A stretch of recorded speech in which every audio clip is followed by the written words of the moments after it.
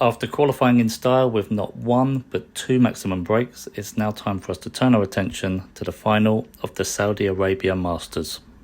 Hello guys, welcome to Dead in the Don Sports. My name is Phil, and in today's video we're going to be predicting the final of the Saudi Arabian Masters between Neil Robertson and Ronnie O'Sullivan in what I'm predicting to be a cracker of a game. So before we get on to the prediction, we'll just look at how both men qualified from the semi-finals, both winning 6-3 against their respective opponents, but completely contrasting performances. Neil Robertson, I'm not going to disrespect his opponent or belittle the job he did. He was very professional. He did what he needed to do, did a number on Slessor, but I think Slessor had run out of gas. His race was run, and he'll go home with 100,000 ranking points and prize money and look to move on at the next tournament. Neil didn't ever look in danger, kept him at arm's length and progressed with ease to this final.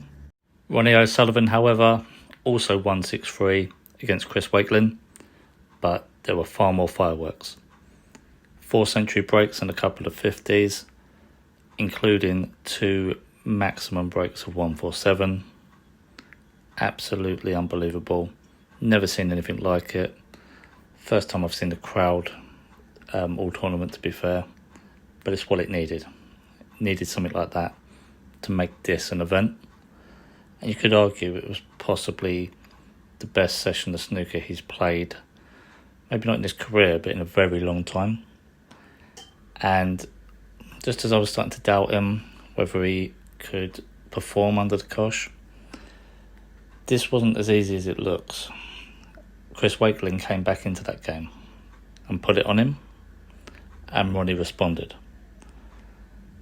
2 147s at different times of the match. Never going to be seen probably again. This is why he's going to go down in history as the best snooker player to have ever played the game. And I think matches like that just go to prove it. He may not have the consistency anymore, but he does still have that firepower.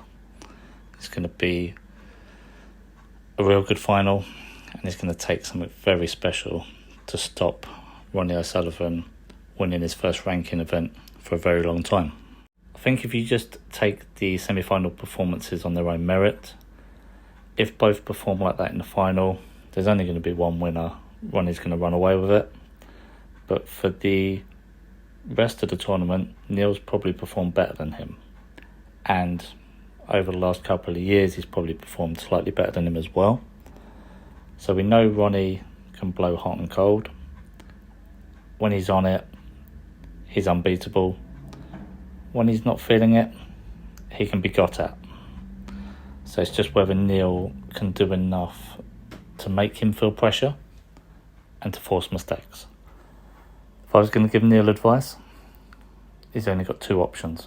He fights fire with fire, which potentially could work, but I think there is a risk that if you miss, Ronnie gets in, you're done.